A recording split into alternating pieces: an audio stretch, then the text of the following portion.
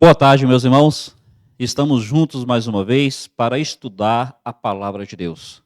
O estudo que a gente tem hoje, pelo menos aos meus olhos, é um estudo bem interessante. Israel e as profecias cumpridas hoje. Meus irmãos, a Bíblia é a palavra de Deus. E uma das provas de que a Bíblia é a palavra de Deus é aquilo que a Bíblia profetizou se cumpre. Então, coisas que foram ditas há séculos hoje estão se cumprindo diante dos nossos olhos. Eu gostaria de mostrar profecias pertinentes a Israel que estão se cumprindo diante dos nossos olhos. Não tem como não ver nisso um cumprimento profético. E, meus irmãos, o objetivo é não mais uma vez explorar o tema de Israel. O objetivo é, principalmente, enfatizar como é que a Bíblia é a palavra de Deus. É um livro digno de confiança.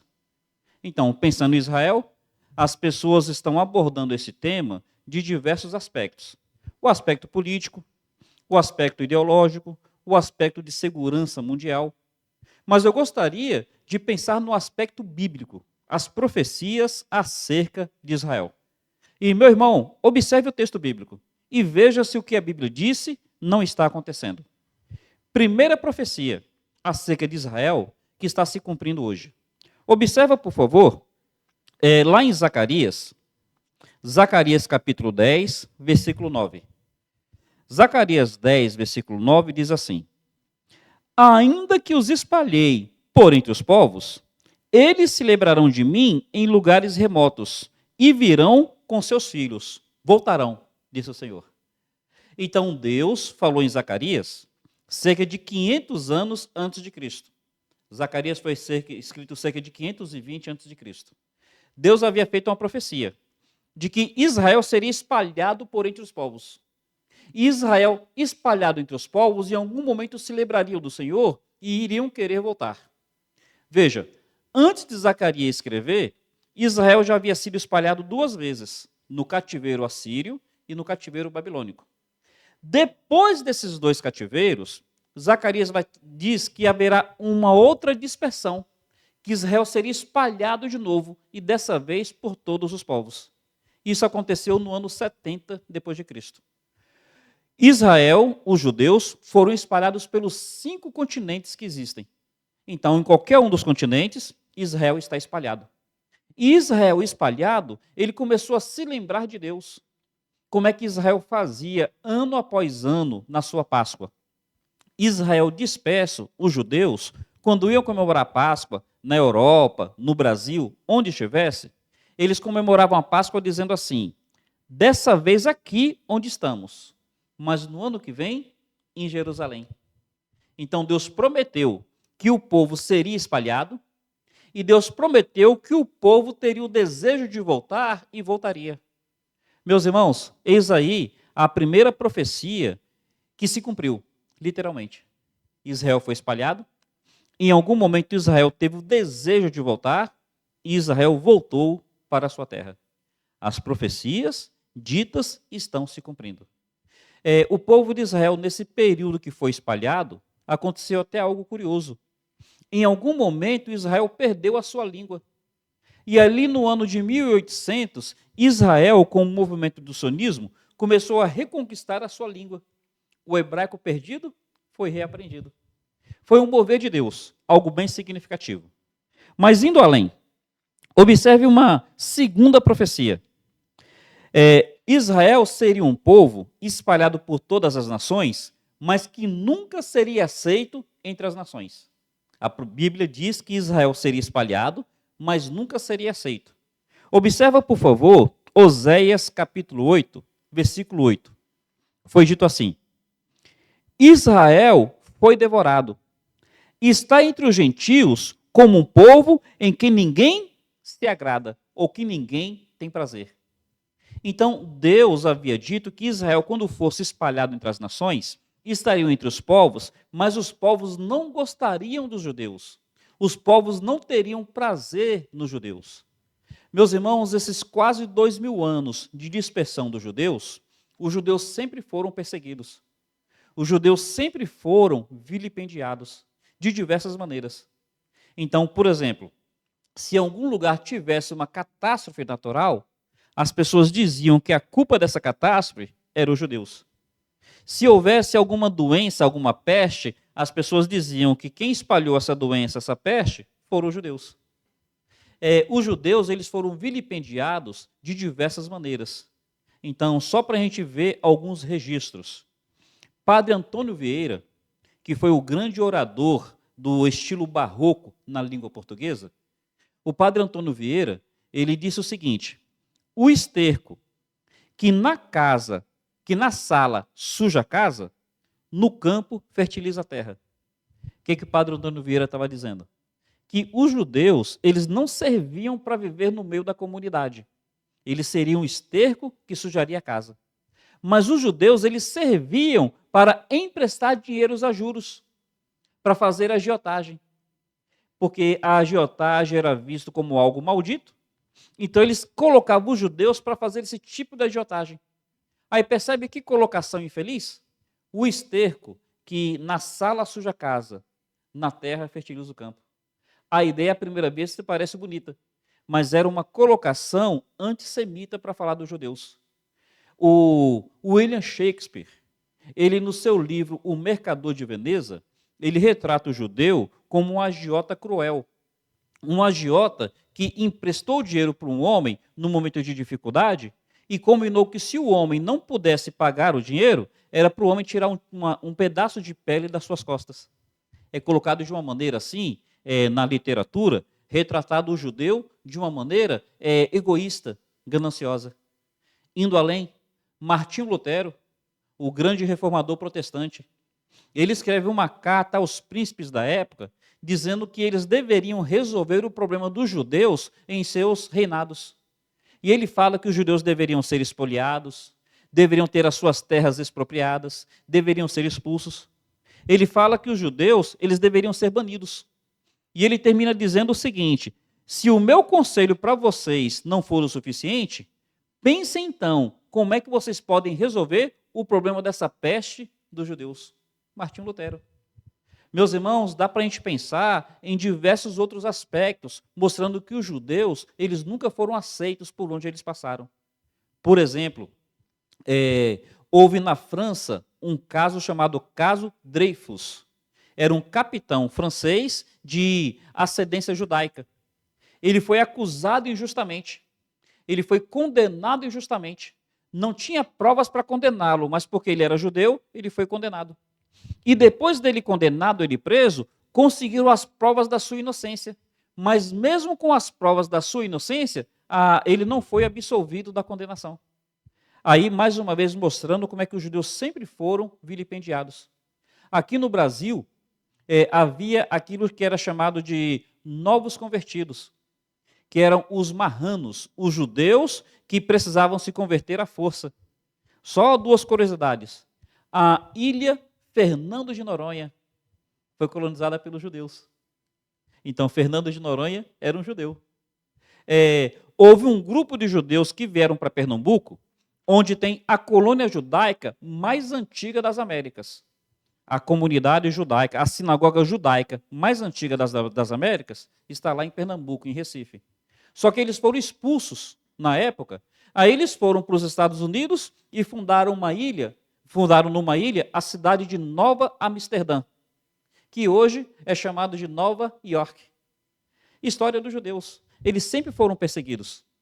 Aí na Europa teve os pogroms, na Europa teve os guetos, e chegou o ponto do nazismo.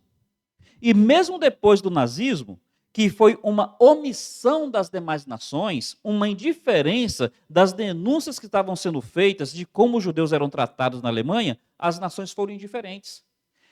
Hitler quis deportar os judeus para as outras nações não o aceitaram.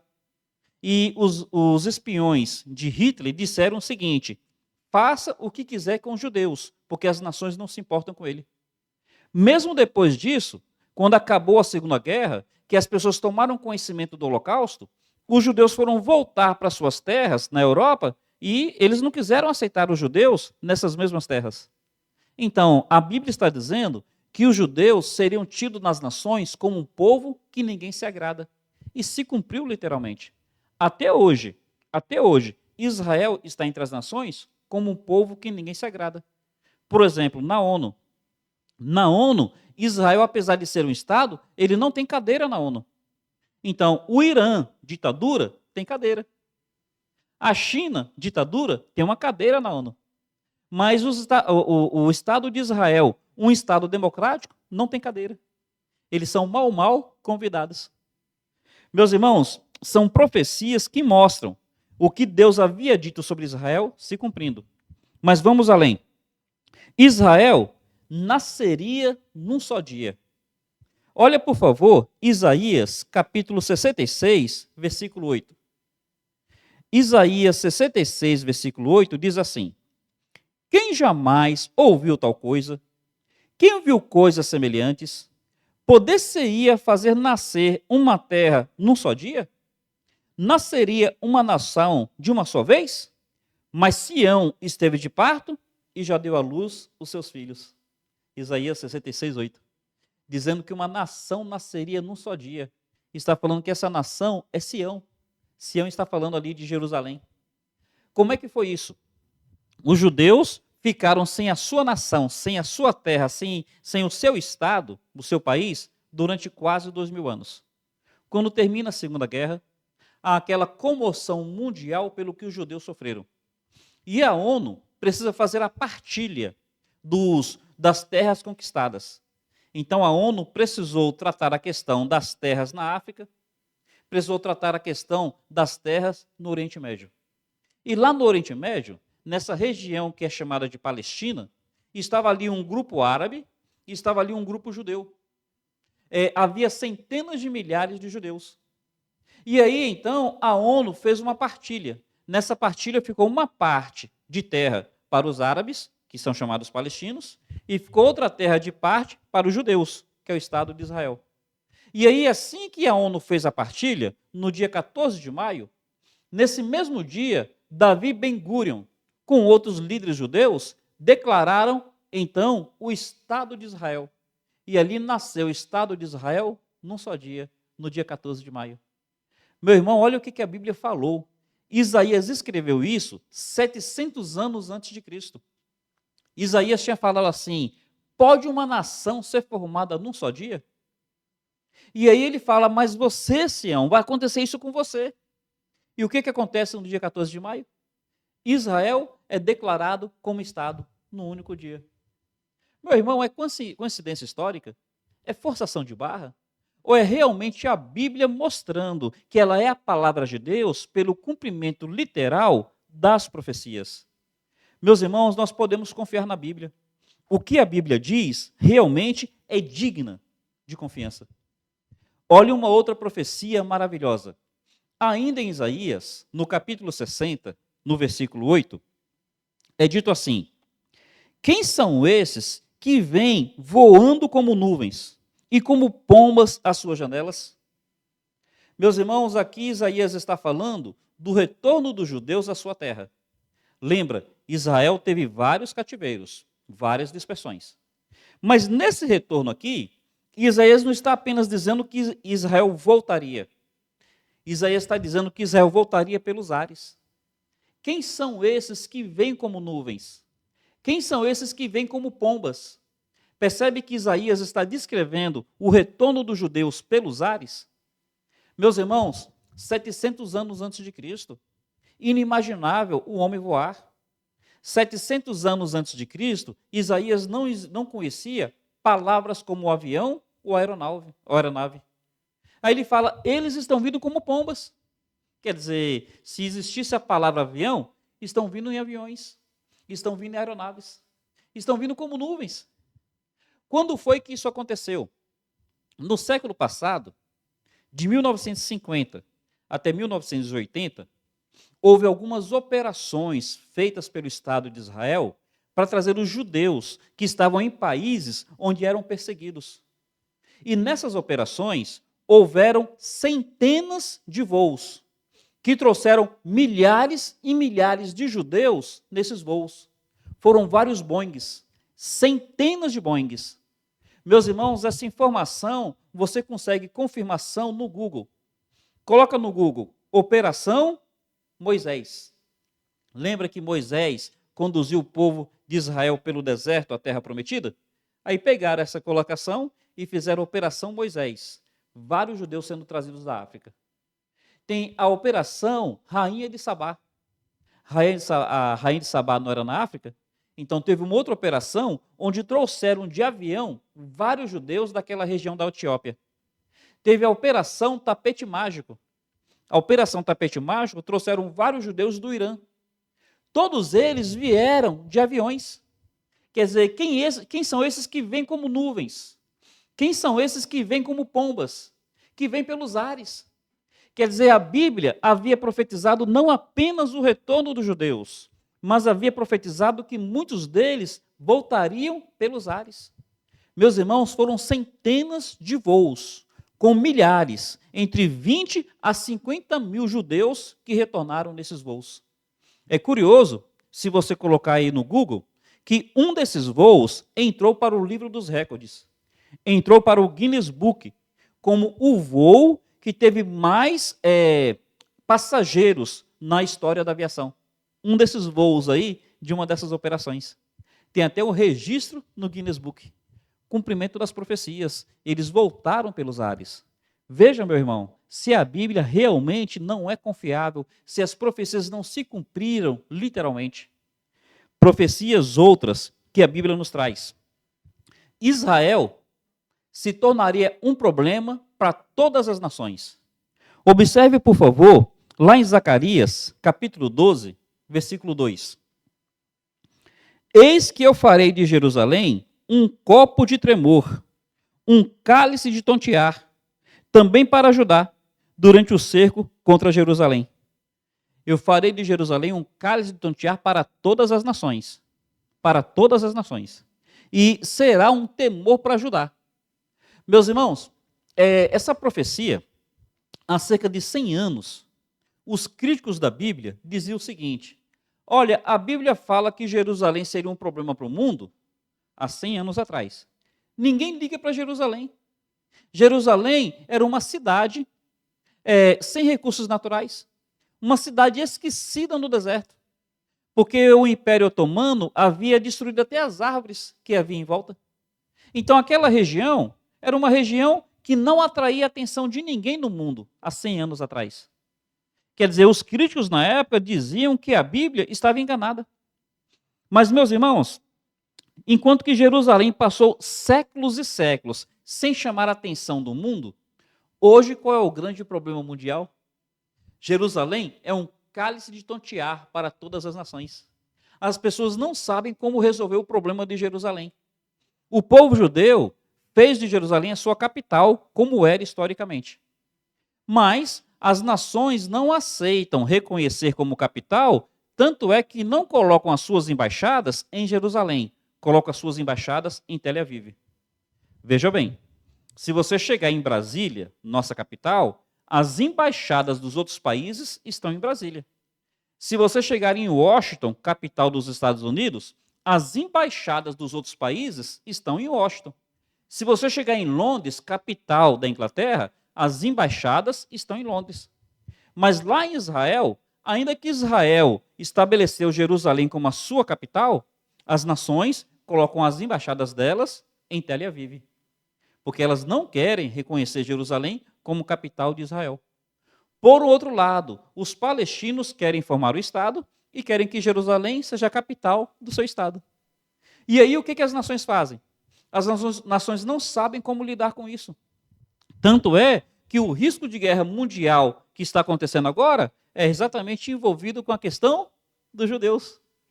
A Bíblia havia dito em Zacarias, cerca de 500 anos antes de Cristo, que Jerusalém seria um cálice de tontear para todas as nações.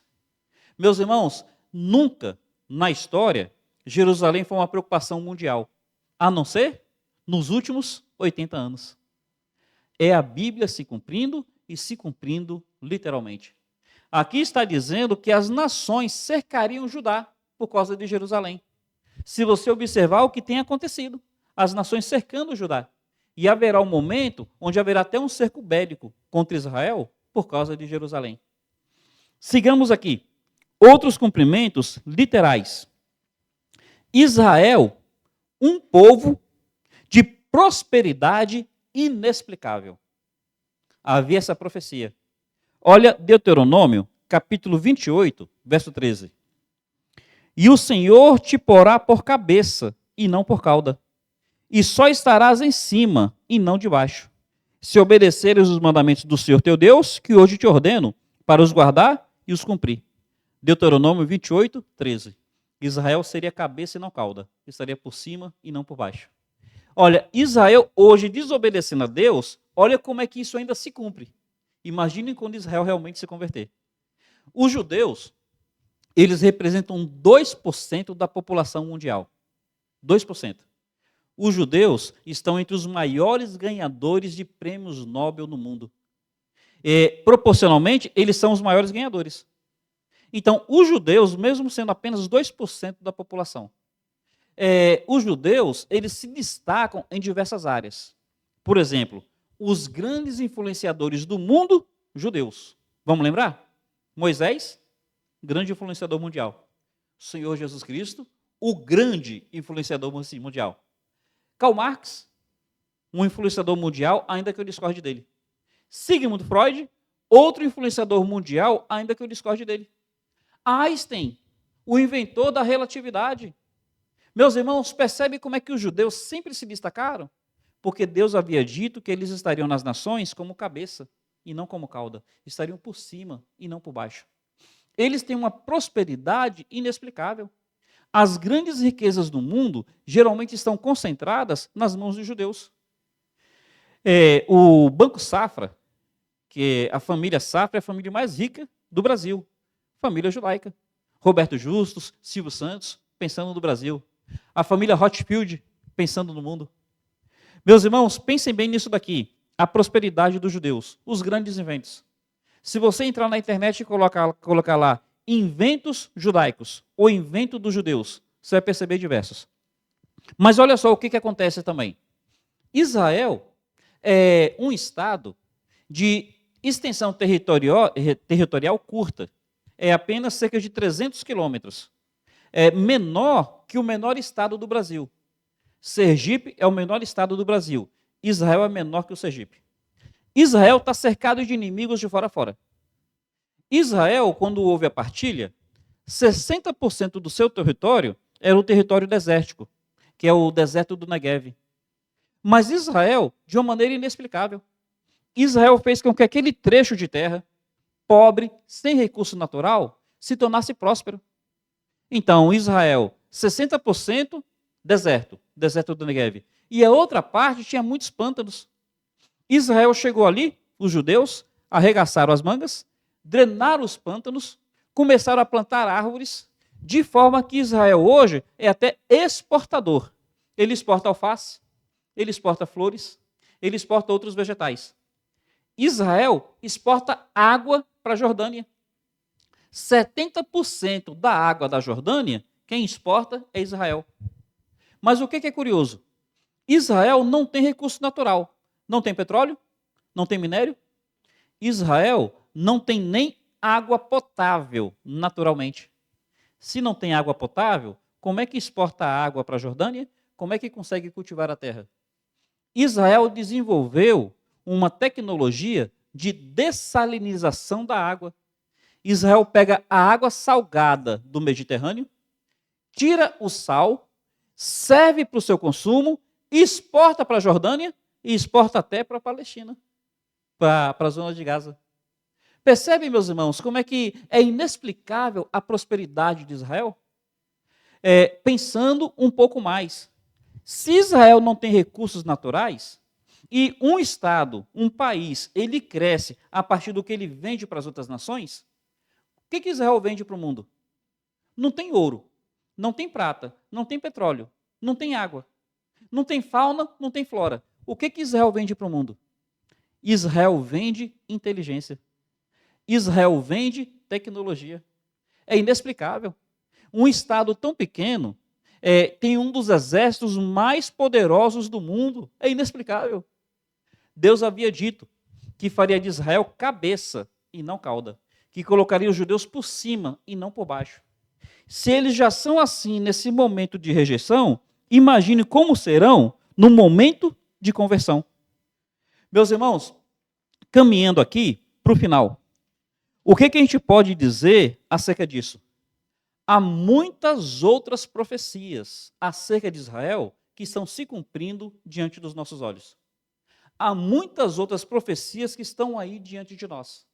Por exemplo, o cenário de agora. Nesse cenário de agora, quem é o grande inimigo de Israel? O Irã, profetizado na Bíblia, é a Pérsia.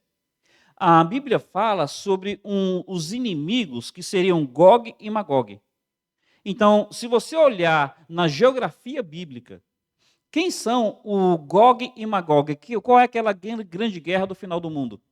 Você vai perceber que é a Rússia, o Irã, a Turquia e a China, com outros países menores. Quem são os terrores? Quem são os grandes inimigos? Quem são aqueles que ficam assim dando apoio para os inimigos de Israel hoje? A Rússia, que apoia o Irã e que apoia a Síria. O próprio Irã, que declara a destruição de Israel. A Turquia, que fica assim sempre no contrapé com Israel. E a própria China. A Bíblia, há mais de 2000 anos, lá no livro de Ezequiel, falava que os inimigos de Israel no fim dos tempos seriam Gog e Magog. Quem são os grandes inimigos? O que eu quero dizer com isso, meus irmãos? Eu sei que tem se enfatizado muito nos noticiários a questão de Israel. Eu queria que nós pensássemos que, além da questão histórica, além da questão política, além da questão humanitária, além da questão ideológica, além da questão assim de conflito mundial, a gente precisa pensar, acima de tudo, a questão bíblica. Porque a Bíblia é a palavra de Deus. E Deus que controla a história. Deus que controla tudo. Deus, ele havia dito como as coisas aconteceriam. Israel precisa se converter. Mas olha, além de Israel, o homem sem Deus precisa se converter. Crê na Bíblia. Se apegue cada vez mais à Bíblia. Não é apenas um livro de belas histórias. Não é apenas um livro de bons ensinamentos. É a palavra de Deus, digna de toda confiabilidade e digna de toda obediência. Em nome de Jesus, que esse estudo aqui, de alguma maneira, tenha te levado a refletir o quanto mais que a Bíblia é confiável. Deus abençoe cada um de vocês. Um carinhoso abraço.